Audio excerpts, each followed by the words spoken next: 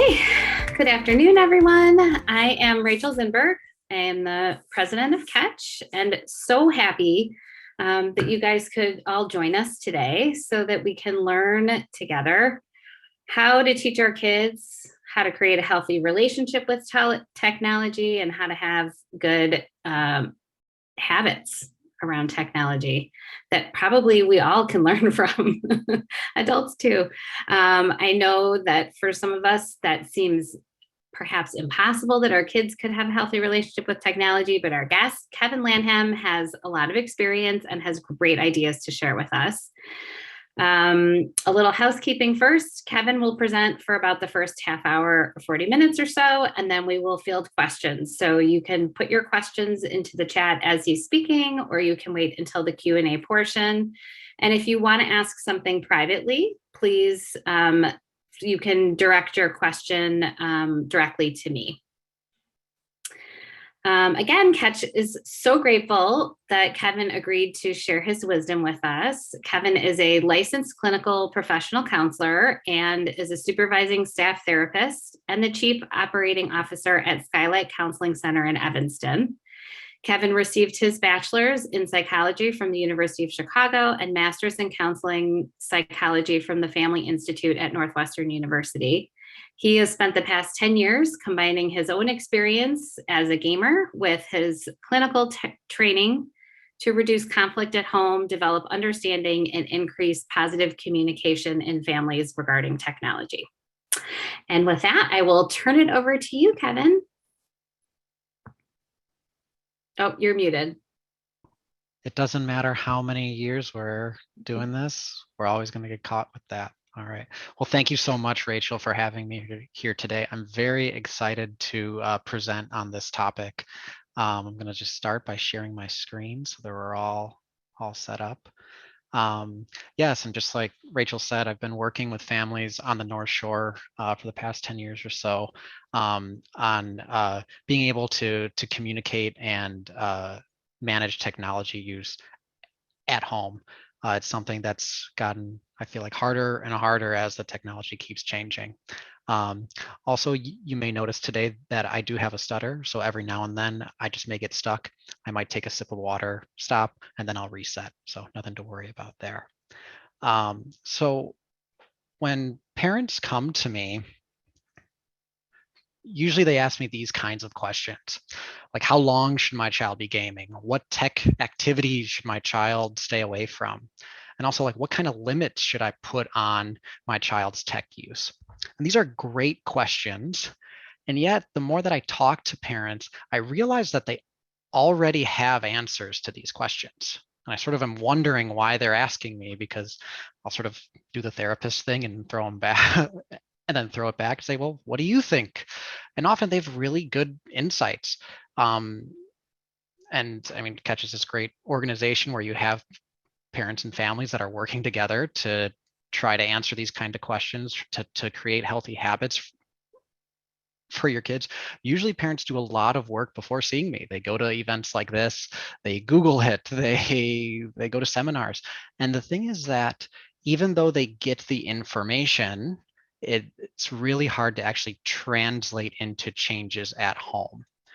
So today, instead, I'm going to be taking a little bit of a different approach with this topic, because I don't think that it's just an information issue. I think that parents and children need experience, actual practice of managing their relationship with technology. When you talk to people, when it comes to either exercise, dieting, things like that, a lot of times people actually know the things that they should do or things that would be healthy, but it's hard to put it into practice. And I think that that's a really big thing when it comes to tech as well. So instead, I wish parents asked me, how do I help my child train their attention? How do I help my child regulate their emotions? And then also, as a parent, how do I train my own attention and manage my own feelings? Because I think these are the things that actually play a much bigger role in whether a child can actually follow through on some of these limits that we might put at home, and also for parents to be able to follow up with that too. And I think that when we start thinking from this perspective, the relationship with the child can change too, because it becomes less just about defiance and obedience. My child doesn't listen to me.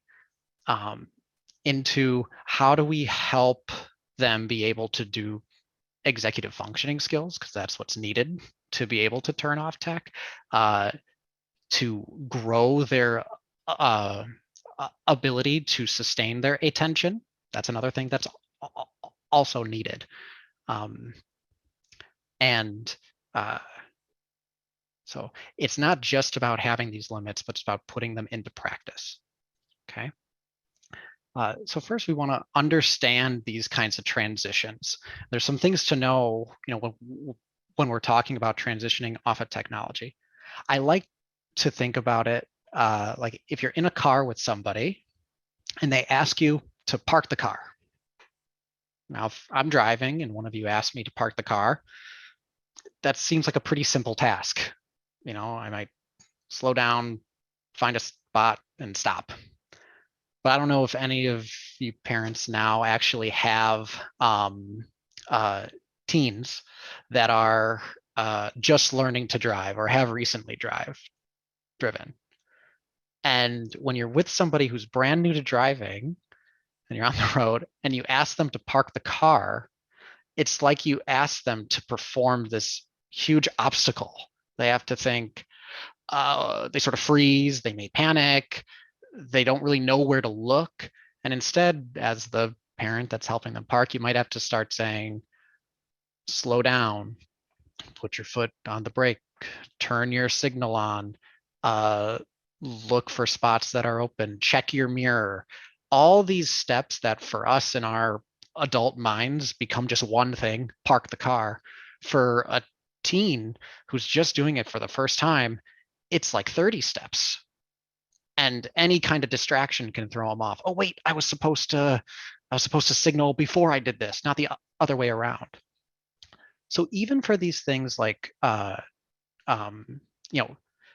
simple tasks like come to dinner or start your homework actually may involve many steps from the child's perspective. And it requires them to maintain their attention throughout that whole process, to stay zeroed in on what they were told to do. And also, not all of these transitions are created equal. Sometimes it might be very, pretty simple to go from one step to the next, but sometimes it might be hard. There might be difficult things that they need to do while they're turning on or turning off some kind of technology. And also, these transitions often cause frustration and anxiety. Maybe they're really anxious about the thing that they are about to do. Maybe the reason they've been on their phone, for the past 2 hours is because they've been actively avoiding that next thing. And, the parent asking them to do something just brings that anxiety right to the surface. And then last, technology can make the transitions more difficult. And we're going to get into that a little in a little bit of like what that looks like. So first, there's a little exercise for you all to do. I want you to keep your child in mind. And I want you to rank some of these transitions from least difficult to most difficult. Hopefully, maybe you've seen some of these, like stopping an online video game with friends to come to dinner, stopping a YouTube video to start homework. So just like ranking, maybe there's stopping social media use to play a board game with the family. They're all sort of different. They have little different things there. And unsurprisingly, there's no right answer to how you rank these. If we were all in the same room, I might ask you to, and we had a little bit more time, might ask you to take your piece of paper and share it with your neighbor and see, hey, what do you think is easiest for your child? What's hardest for your child? And maybe after this, we can do a little bit of that. But I'm guessing we're going to have a lot of different rankings of which is more difficult, which is less difficult. And maybe you have more than one child. And Maybe for your oldest child, you have one set of rankings, and for your younger child, it's a totally different set. And the challenges can come into different places. I like this exercise because I want to help you as parents change your thinking around these transitions from just black and white thinking, like, how do I help the kid turn it off, to how hard is this transition for the kid? What's difficult about this? What's the challenge rating, so to speak? Like on a scale of 1 to 10, is this like a, a number 3 transition, or is this a 10 transition? And what makes something more difficult for your child in particular? Because one thing that I found from my work is that there's so many different things that happen behind the screen that's going to impact how your child will react. Okay. So there's some things, that where newer tech is making these transitions more difficult. So one thing is that tech often causes a hyper-focused state. I think the best next is that technology can create distractions. I'll have examples for these. So I guess the best example for this, for sort of sharing, this is with Netflix. So it is really hard for me just to browse Netflix. I want to sort of see what's out there, and I don't have too much time to watch TV, but it might be at night where I want to put on some Netflix. And Netflix does this really interesting thing where you can't just read the description of the show that you want to watch. It actually just, once you hover over it, the show starts playing. And all these shows start with something really engaging, really, really quick. And it zooms your attention in on just one place. I call that an easy in strategy. So a lot of tech is what is easy in. I don't even have to press a button, and I'm already watching the show. I am in the show. And it can sometimes put you in a more hyper-focused state. When I work with kids with ADHD, it's not only that someone with ADHD can be more distractible, meaning it's hard for them to just pay attention like in class. Also, they get into these hyper-focused states, often with video games, where they can totally be completely focused and can't actually shift their focus. It's really hard to change their focus for hours at a time. And both things cause problems in different ways, whether we're in this hyper-focused state that we don't intend, or when we're in this distractible state where we can't put our focus on just one thing. And tech often creates these kinds of situations. The other thing is that it's difficult out when it comes to different kinds of technology. So with Netflix, at the end of your show, the next show is going to start right away. And maybe if you watch for 4 hours, then you'll get the warning that says, do you still want to keep watching this? But one thing that Netflix doesn't do is, before you start a show, does it say, have you done the dishes yet, Kevin? Do you consent to watching the show? This show is going to take an hour and 17 minutes. Are you sure you want to start now? It doesn't reassure me and say, if you pause this to go and, make the slides for this presentation that you have coming up, the show will be back when you come back. Like, it doesn't make it difficult in, easy out. So we as parents have to try to create those kind of conditions for our kids. Similarly, tech makes our mind just more active, especially for kids. So a lot of the different practices will be about how do we actually have like a settling time after using tech, rather than trying to just make a quick transition, especially if you want them to go from a sort of active mind state to sort of a much less active mind state. And also some of these game systems, since I work with more gamers, are very sticky. Literally, for some online games, before you can leave, there's a timeout that you have to take. Of like, you have to wait there and be bored for 30 seconds before the game can properly shut down. They don't have that when you want to start a match where a kid has to sit still for 30 seconds and just be with themselves. But they do have to do it at the end if they want to sign out by what the game thinks as early. And of course, FOMO, that's missing out. It's a lot of these gaming and tech systems, they are social. There's a social component, and that's something that plays a big role. Other factors like emotions, other kind of psychological, concerns, and the big one is age. We'll get into this later, but the big part of our brains that's responsible for managing this is our prefrontal cortex, which is the last part of our brain to develop. So it's something that as kids get older, they get better at it. So good to keep in mind. I want to clarify what I mean by screen time a little bit. It's common terminology. It's the name of this presentation, but it's hard to enforce at home. Most schoolwork these days requires some kind of screen time. So for a parent, that might count as time on the iPad, but for a kid, it may not count to them. Also, parents may have minimum expectations of screen time that they don't realize. Do they have to have their phone on them when they leave the house? Do they respond to family text? Do they update the family calendar? All these kinds of things. There may be minimums that are expected, but we don't realize it, which can make a mixed message when it comes to talking about screen time. And last, issues with attention and transitions, they exist after the screen is turned off. So a lot of times the kids that are in my office, they don't have a screen with them. They're not on their phones, but they're thinking about what they're thinking about what their friends just posted to TikTok. They're thinking about the game they just played, and their mind is still active. So I like to go beyond just thinking about screen time.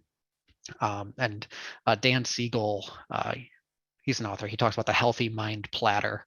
I'm going to sort of glance over it right now, but that's something to look into more of like thinking about a more sort of balanced way of looking at healthy practices for kids.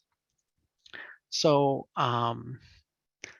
elements of the good practice. So I think it's important to have some practices that can help train our kids to be able to have better transitions. So first, I think it's a good idea to practice some of these techniques with your kids regularly. Okay. And this is not a good time to practice when it's grandma's 80th birthday party and you need to get going and your child is on some kind of tech, because that probably will not go well. But I want to help set up situations with your kids where you can practice going on to technology, whether it's phone, iPad, gaming system, and then also turning off, shutting down. And it's something that I don't think we do naturally. We don't set aside time for it. But this is the point where so often this interaction around especially turning off some or shutting down some sort of tech is extremely filled with conflict. And it creates this avoidance cycle where it's a bad interaction. Parent and kids fight over the iPad, and then parents feel bad, child feels bad.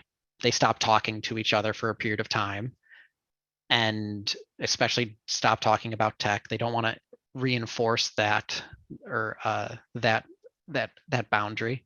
And then the next time that there is some issue, maybe instead of bringing it up, the parent doesn't, and the kid just sort of stays playing. And then over time, the next time that there actually is, a big issue like grandma's 80th birthday party, there's been no communication about it. You've been avoiding it the whole time. And then there's a huge fight surrounding tech. And it just leads us back to that cycle where we want to avoid the interaction. And when this keeps going on, you're in my office and now it's not just talking to each other about technology, it's like not talking at all. So instead, I want to have, practice when there's less pressure to be somewhere or to do something. Practice when it can be seen fun or as connective, especially for younger kids. Also important, practice when you, the parent, have bandwidth for it. You have your own stressors, emotions, things that you're busy with, and it matters so much what your uh, uh, emotional and mental state is to be able to help your kid. And then last, quit while you're ahead and take small steps. It's better to have just some consistent, good, small practice that ends peacefully than to, keep forcing it to get some kind of result. So the things we want to do when we practice with our kids surrounding technology and, to be able to have those limits that we're maybe thinking of actually be put in place is to disrupt the hyper focus when we don't want it, peacefully. So this is, how do we disrupt when a child is totally focused in on their technology, where it doesn't cause too much fight, too much reactivity. We want to get into a practice of disrupting that hyper focus so the kid can start to do it on their own over time. Second, we wanted to help someone build their ability to focus when they do desire it. Because often, what I see is that being on my phone feels easy. I don't have to think and I can just scroll through things, and more like if I'm bored, I could just keep scrolling. I don't want to do homework because I have to focus for like 30 minutes straight. And that doesn't feel good when we're not training that, when we're not used to it. Other elements, we want to add easy steps in between hard transitions. So if it's pretty easy for your kid to go from, being on a walk to doing their homework, and it's really hard for your kid to go from playing a game to doing their homework, but maybe it's a little bit easier to play their game and then go to a walk. Can we start inserting a walk in between playing a game and doing their homework? Because we add in an easy transition to another easy transition versus just one big hard transition. So we want to sort of add in smaller helpful steps rather than introducing in harder steps that tech usually puts in there. In general, I think it's good to increase time after using technology before starting up another activity. Usually we're just sort of, our mind is more active and we need time to settle. And last, and this is probably the most important, I want to keep the parental presence positive. I have some examples where for kids, it's, the parent just turns into the bad guy just from doing their job as a parent of needing to put in some limits. So how do we do this? So first, I like to think of some practices. So if I'm thinking of like a first through third grader, first is that I really don't think that with the technology we have, first through third graders can reliably manage their own technology use on their own. They need help from parents to step in and then regulate it for them. And in terms of helping them practice to be able to manage what goes on in their minds, parents need to be really active with this. So I like to adapt some sort of normal childhood games to this. So like red light, green light, where you like run and then you have to like stop when they say red light, and green light, they can run again. Or Simon says, put your hand on your head, do this, but add it in with tech too. So Simon says, pause the video. Simon says, play the video fast forward. Simon says, hand the iPad to dad. And I really like that one of practicing the moment of passing whatever technology. It may seem really simple, but I've had parents and children in my office, and I'll bring in a gaming controller and it's not even hooked up to anything, just so that they can like practice, like, can you pass the controller back and forth to each other? Because they're so used to it. Like when I'm holding on to this, I want to just hold on to it and not let go. And we're trying to like ease some of the tension from those kinds of interactions, take some of that pressure off, be able to actually talk with your kids so it doesn't become a fight. So often these things become fights even at this age. So making it into a game. Another thing that I'll do is like it's a little arts and crafts project, is like I'll make snow globes with these kids, like that are out of like Gatorade bottles. So I add like water, glue, glitter, uh, screw the cap on, duct tape it, and they make snow globes. And I'll say like, okay, when you're using tech, I have a snow globe here. Our mind just goes really fast and it sort of shakes up all the glitter. And one thing we need to do after our mind's all shaken up, for us to think, we need to let it settle. And we'll like look at the glitter, and it's sort of boring, but also it's sort of fun because there's glitter. And we like watch the glitter settle. And then they're like, okay, I'm done. And then I'll be like, wait, no, is there still glitter in there? We got to keep watching it. We got to keep watching the glitter settle. And to sort of get into that practice of like settling down. So maybe this is something that you do after you watch a YouTube video. We're going to let the glitter settle. And we sort of have those kinds of moments. Drawing or writing about games, like I said, the game is on their mind, the video's on their mind. This is a way to help communicate, for them to communicate about their experience, rather than it seems like a taboo topic.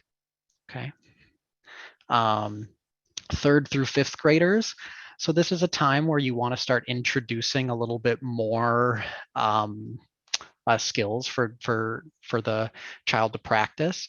Probably the biggest one, I think, is like starting some kind of time management, and then getting into a practice of being able to help a child talk when they're on tech, or at least begin to stop what they're doing to engage with a person, with a real world person, while they're engaged with tech. So one thing is like I call it a gaming coach. So this is also a time where I think supervised tech use is really important. Like it sort of, they don't have a warning on a lot of these things, but I would, what they do for trampolines and stuff like that requires parent supervision. I think in this sort of age range, the phone, the PlayStation should have a little sticker that says, requires parent supervision, which is not often how I think families use tech. Instead, it's like, use the tech because it'll keep your attention while I need to attend to something else. And it makes sense. That's what my mom did with me a lot of times. I've talked with her about these different kinds of practices. But then the tough part though is that the tech is training your child to have attention in different ways. It's training them to look for that hyper focus state, or to respond to that distraction state, but it's not training that focused state where we're focused on what we want to be focused on, and being able to shift our attention where we want to shift it. And that's the skill that we really want to train with our kids. So gaming coach is like where I'll sit with them while they're playing a game, or if it's like somebody who watches YouTube, like sort of director mode, where I'll sit next to them and I want them to narrate what they're doing while they're doing it. And I may give them sort of tasks, like either in game or while they're doing something with their phone that may seem boring. I'll even say things like, pro gamers actually don't just like play the game for 7 hours. They actually like practice some things. So try to do this spin 20 times. They're like, okay. And they'll do it 20 times and they get bored of it. I'm like, no, you got to sort of keep doing it. Like, it's still training the attention a little bit more, and like having a little bit of a different relationship with the game while they're playing it. Also time trials. I might give them sort of like some obstacle course things. I think there's some YouTube channels that are like have these big obstacle course things that kids like, but it's like, can you play a game for at least 10 minutes, and then can you run to the end of the block and back, and then stack these Legos and be on the couch in 20 minutes? That would be a really hard task. That would be more for a fifth grader. I think you'd want to start a lot smaller with like a third grader. Maybe it's like, can you do it for 1 minute? Can you do it for 2 minutes? But to have them practice paying attention to time while they're involved with tech. In that hyper-focused state, time is lost. And it's not just a disobedience. I can admit this too. This happens to me when I might be playing. And also some games also manipulate time. There's a game, StarCraft 2, that on the pro circuit, it was taking an hour of real time to have 45-minute StarCraft minute games, where the time on the clock, one StarCraft minute was about like 50 seconds instead of 60 seconds. So it didn't seem like you were spending as much time, right? So it's not a level playing field. All right, sort of moving on. I know we've got some time here. So 5th to 7th grade, this is a really important time because what I see the most is that the tech that kids are getting involved with can outpace their developmental level, right? This is the time where some kids might be on social media, their friend just got the new Xbox, or and it's a pretty wild time in terms of what tech your child may be using regularly, and it may be outside of what you as a parent's intuition wants them to do. But this is a really tough time there where there's the biggest mismatch between these things. So a few things that I want to see families do is, I call it like a game plan. So just like how parents might have a conversation with these kids, like, what's your plan for doing homework today? Okay, you're going to do English. Okay, then you're going to do math. All right. Before they go on.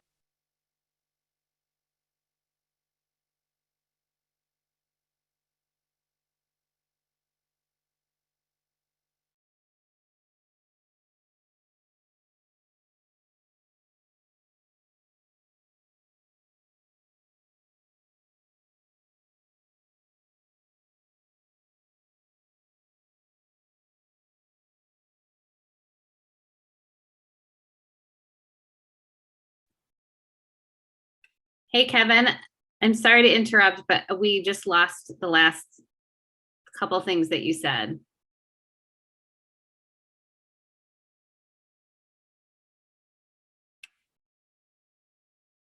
I don't hear you still.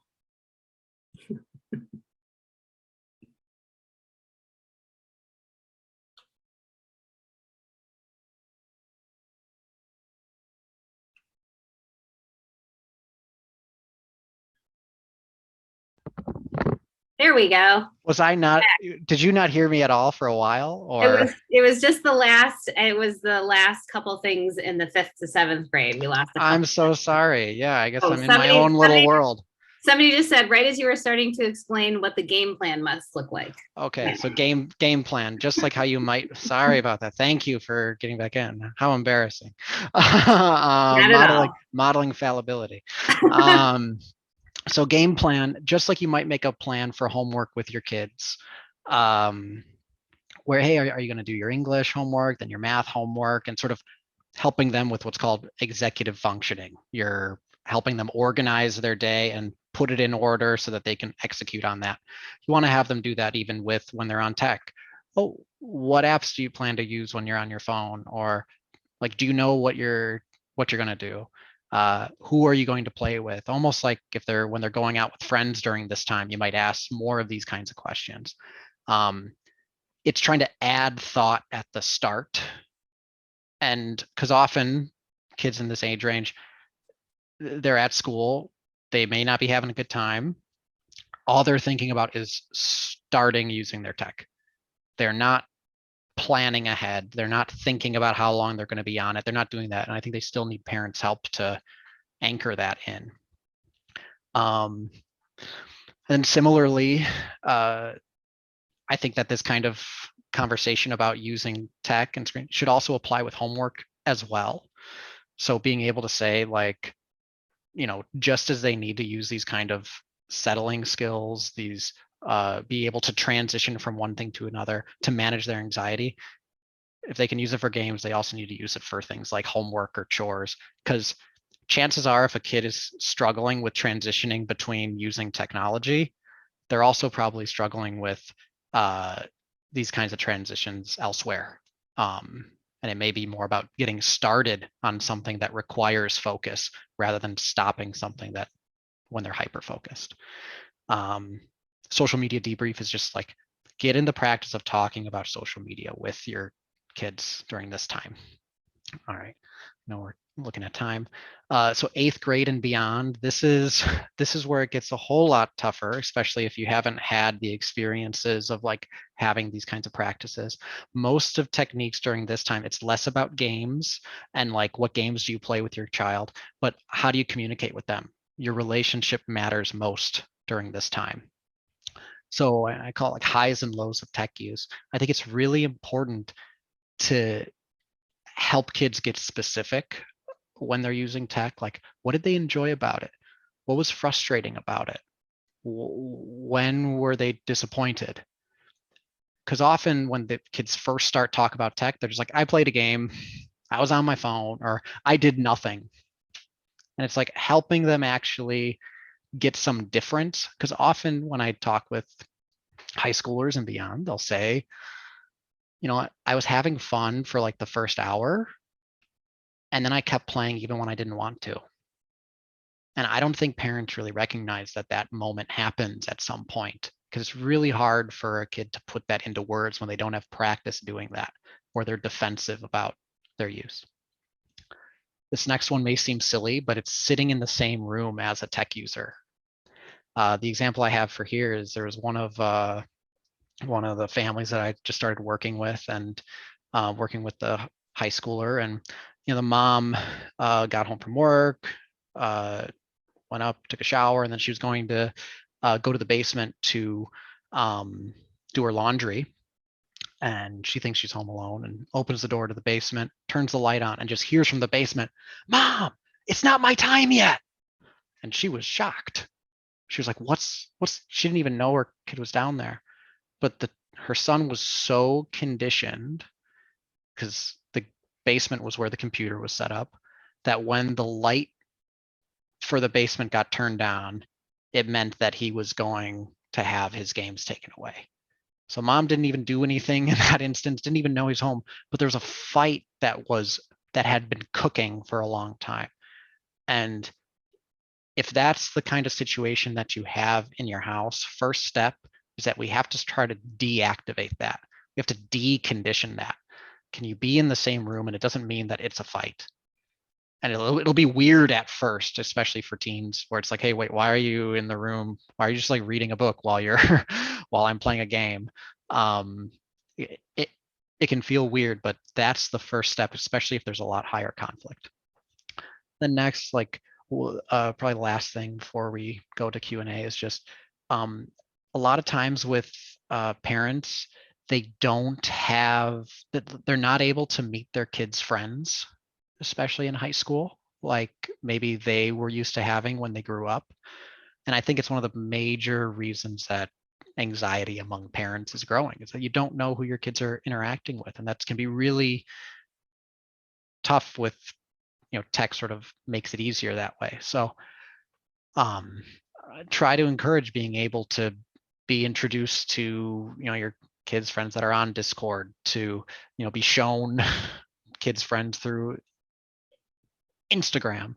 And it takes having some openness to at least engage with your kid on these things, so that maybe you're signaling to them that you are welcoming of who their friends are, who they want to meet, so that maybe you can meet them in person. Maybe you can sort of build some of these things. Or if they are friends with people that aren't local, you're at least maybe getting a little bit more of a sense to know who's in your child's lives. Because when we don't have that, it makes it is really tough for parents.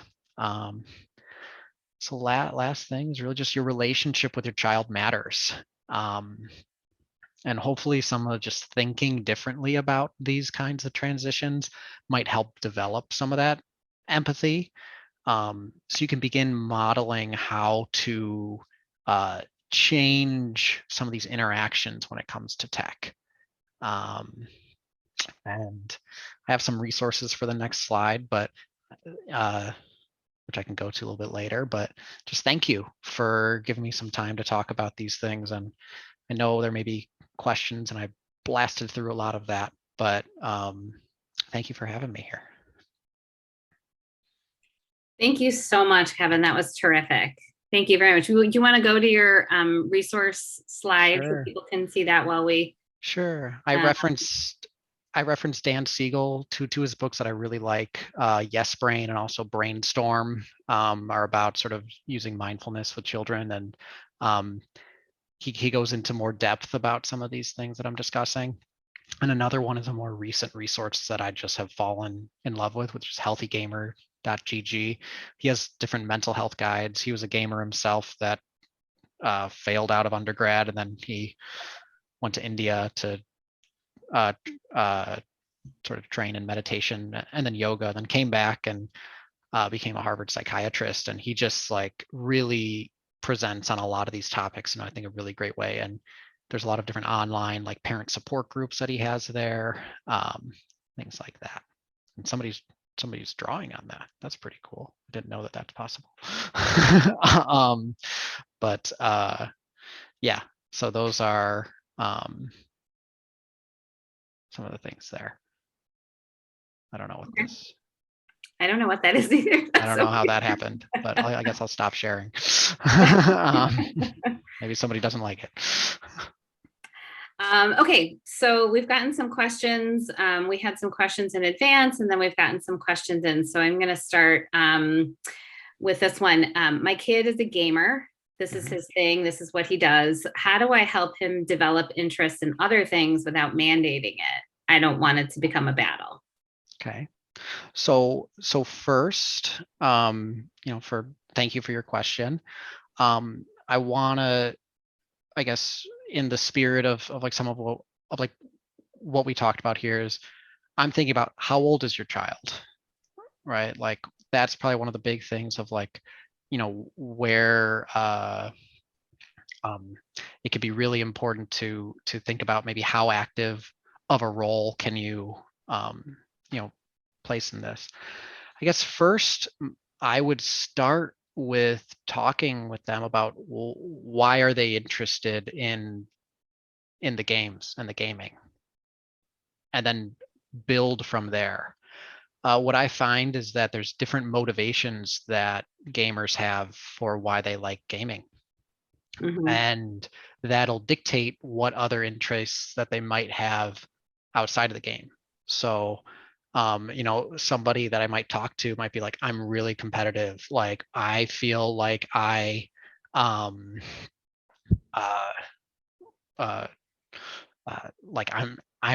I'm just the best when I'm able to do this. I'm like really focused. And that's where something like, martial arts, might be like also resonate with them, where maybe they would maybe more readily transfer to something like that. Or maybe the child's like, it's just so fun. My friends and I just like laugh the whole time and we really enjoyed that. And maybe they'd be interested in some other things beyond that. So I guess that's the first place that I would start, is trying to understand what about gaming that they're interested in, and sort of broaden out from there. It's like, okay, well, like, where else do you get to have that feeling? Is maybe a question that I would follow up with. Like, do you feel that at school at all? Do you feel that when you're with your friends? Or are there other things that we could do to help you get that feeling? Because we only can play games for this certain amount of time, but I still want you to have that feeling throughout the week.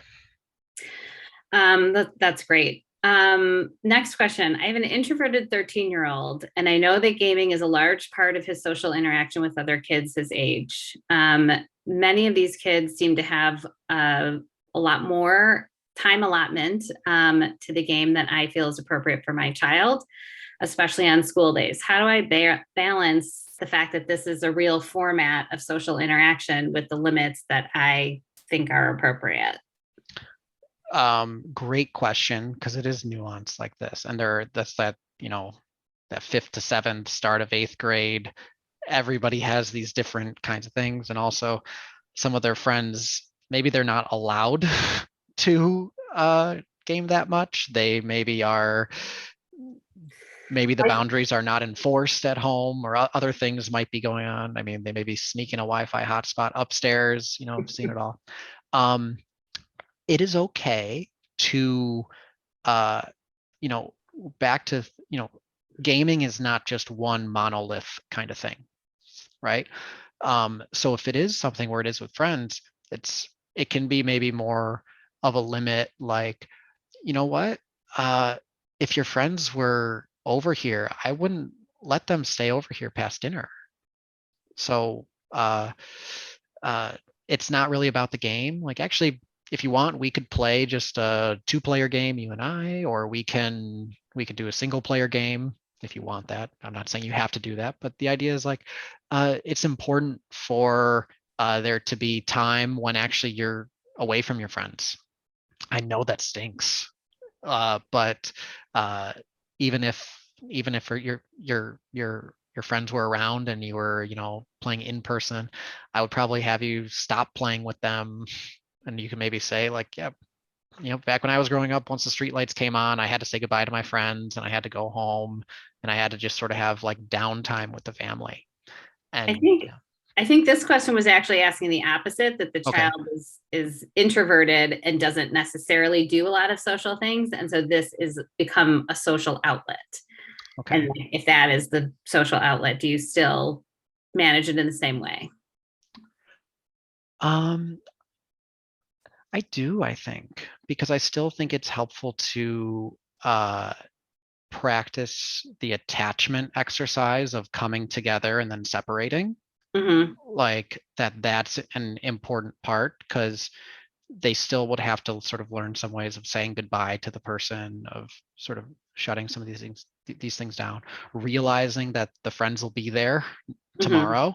Hmm. And sometimes is it introversion, or maybe it's also some social anxiety that might be um, going on with the the difficulty of like maybe having other kinds of social relationships. And one way to help manage that is like having some practice of saying goodbye, recognizing that they'll be there again. And um, I don't discount relational time with family either. Like that could also be really good for the child's development of relationships outside the home too. Hmm. Okay. All right. Our next question. Do you do you weigh the type of screen time, like in terms of gaming versus watching YouTube versus other social media? Or is it like, do you use that as a way to switch from one to the other? Or do Yeah. you just put it all in one bucket? Or like, what do you recommend? Obviously, any parent can apply what they want, but what do you recommend in your experience? Yeah, gaming squared plus YouTube squared equals this. This is such a hard question. I think this is where I went back to um, the um, what was it? The point about uh, totally lost my train of thought there. Um, with a healthy mind platter, when we were sort of clarifying screen time. So like Dan Siegel's like healthy mind platter, it says, sleep time, physical time, focus time, connecting time, play time, downtime, time in. And a kid could make an argument that screen time is all of those. I took my phone on my run and I went to sleep listening to a podcast and I was playing a game, and this is what I want to do in my downtime. Um, Instead of just sort of like trying to weigh it based on what the tech is, instead try to weigh it on what the impact it has on your child. Okay. So um, if you're paying attention to your child as they're engaged with these things, is their mind like, maybe playing a video game is like really, really activating, and you notice a shift, like that's going to be weighted differently than if uh, you know they're they're doing their homework and it's like maybe one of those Quizlet things where they sort of get excited about, answering the questions there. Like, so I wouldn't focus just on what the tech is, but more so what's the impact on your child's mind state and getting in tune with your child's mind state. Because kids aren't paying attention to that, but that's why I think it's important for parents to pay So attention to that. then you're saying, so then make your rules based on those kinds of things and like how intense it is for your child versus restricting one way or the other. Yeah, like I would want it to be a little bit more collaborative along that of like, because for some families, especially if there's sort of like no limits in the household at all and it's sort of just going to this, some of these things may be more of like a step down where it's like I might work with a family of like, okay, can you transition from playing video games where you're yelling and screaming and it's like these fights to turning the game off and like, can you watch YouTube? Does that mean that I just go up to a family and say, hey, you should watch YouTube? No, it's just that for this kid, like this is a little bit of a slower speed. It's when they're playing a game, their mind's on this, like they're like on the Autobahn. Right. And Right. okay, we need to sort of help their mind just go into like one of those country roads where it's 50. Right. That's great. Thank you. This one says, my ADHD kiddo has a physical reaction at the 2-hour mark where you can see his brain overload. Do you have any resources for thinking about the ADHD brain and technology? That Healthy Gamer GG Okay. that I posted before and I could put back up. He just released a guide for ADHD that I'm going through. I'm like a few videos in, but I think it's really, really helpful. Fantastic. Because it's a pretty broad. One thing that I think that some of our mental health resources don't always have is some of like the neuroscience because it can feel too complex. But I think it's really important to actually like understand like what's going on in our brains because I think it helps us have some compassion. And when I work with kids with ADHD, so much of it is education and self-education, like so that they can start like understanding what's going on in their minds. Because one thing with ADHD, we often think about it as the problem time is when they're not paying attention during school because they're getting distracted. They can't focus. And then a parent might say to me, but when he was into Legos before, he could just do that for 7 hours and that was so great. And it's like, well, that's actually a product of the ADHD too. They're more likely to get into this hyper-focus state. And we attribute positive thinking to that. And it is good in many ways because they're able to do great things. But then that could also happen with tech where it's like they're in this hyper-focused state and ignoring whatever they're feeling. So when I think about that situation at like the 2-hour mark, they're overloaded. They may have been frustrated because they're losing. They may have been criticized by other people because there may be social issues going on with someone who's playing games while they're ADHD. That could lead to like some somebody maybe made fun of them, and that's not getting processed. It's getting skipped over, and then it sort of bubbles all up all at once. So we want to help them sort of stay aware. Okay. Any other resources? Like, is there a book or anything off the top of your head? So the two books that I like the most that probably go with it would be Yes Brain and then Brainstorm. And that's less about tech specifically, but more about your child's mind, which I think that's where I think more of the attention should be going. Right. Where I think a lot of times parents are really focused on like, okay, well, what do we do with the tech itself? But we have so little control over that. Like, unless you're like a major developer for Apple or Google or something like this, we're not able to change and impact the tech too much. But what we can is actually work with our child and their minds on these things. The other big resource that was at the bottom of my resources is other parents. So often parents that come to me, I'll ask them, who else have you talked with about this? And they say no one. And either they're embarrassed or they feel like it should be going a certain way. That's why I think organizations like Catch here are so amazing, because it actually gives an opportunity for parents to connect with each other, and to realize like, well, what is working, what's not working in other households. And the biggest thing I see is that it gives parents some ability to have it go wrong, to actually to try to make some changes, because these practices that I talked about today, they're not going to work the first time. They might not work the fifth time. That's why it's practice. Like, Mhm. you want it to really be a practice where eventually over time it just can become more regular. Okay, thank you.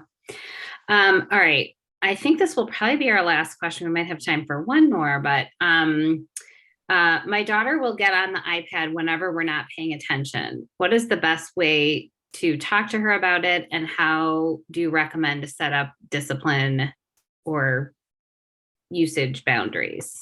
Okay. Like for sneaking. I mean, I know that that's a very common thing, like sneaking, Mm-hmm. you know, access to games or whatever. Mm-hmm. Um, uh, so one of the things, I definitely want to keep my eye on sneaking and sort of stealing it. The first thing that comes to mind is, uh, why do they need to sneak it? What are they afraid of happening? If it's needs to be kept a secret, or they have to lie about it. So that's where I think it's really important of keeping the parental relationship positive, because this can get really sneaky really quick. So depending on the age here, it may be more of a like how to make some kind of a conversation about, well, what did they want, and like why couldn't they ask, to sort of start to break that down a little bit. I mean, I And can say from yeah. my experience, it was I set a limit that they didn't like. And so Mhm. they snuck it on the side. Yeah. Okay. Um, so I think part of that would be, uh, maintaining consistency with the limits, without just, and especially depending on age, you're going to have moments like this. So I think as a parent, um, not taking it personally first. That's often one thing that I see with parents, where it's like, it feels like this has to be a big problem that they need to solve right away, like right now.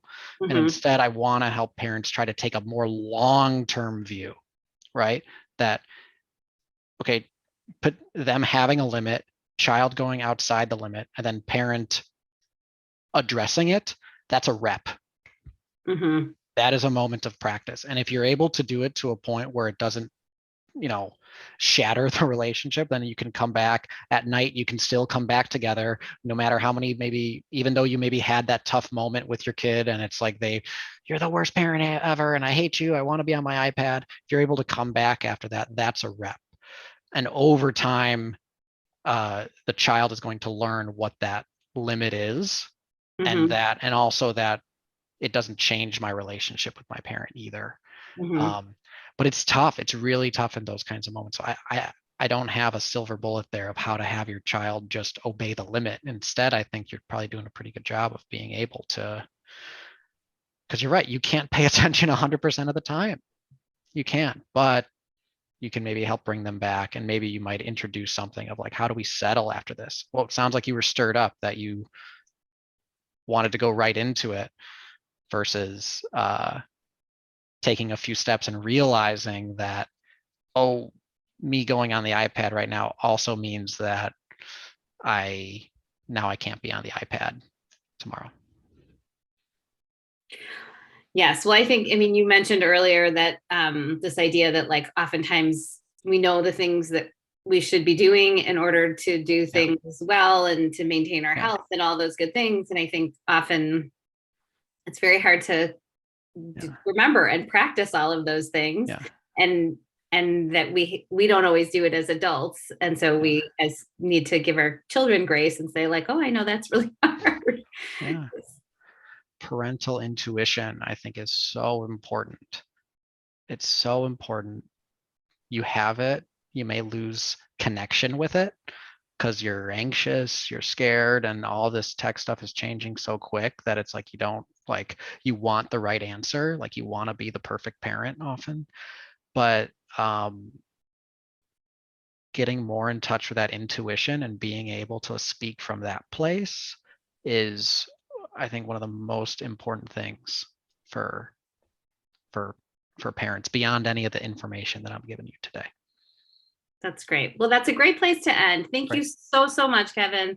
We're so grateful. And I think there's been lots of thank yous in the chat. So thank you so much. We really, really appreciate it. All right. Thank you so much. All right. Thanks, everybody. Thanks for coming. Oh, wait, I'm not done. Hold on. Wait, I'm not, I almost forgot. Okay, so our next Lunch and Learn is November 15th, and we're going to talk about how to find joy with your kids when they are not so enjoyable. So keep an eye on our website for the registration link.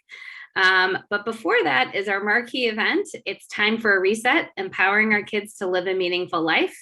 We have invited best-selling authors William Strixred and Ned Johnson, and they are coming to talk to us about how to better communicate and connect with our kids and help them develop resilience and find a path beyond academic success. It's next week on next Thursday, October 20th at 7 o'clock at GBN in the Center for Performing Arts, and you will not want to miss it. This event is hosted at the high school, but it is truly for parents of kids with all ages, and it's talking about how you want to set the culture in your house, and everyone is absolutely welcome. So thank you very much again for coming today, and come and join us at our Strixred event, and then also for our next Lunch and Learn. Thank you so much.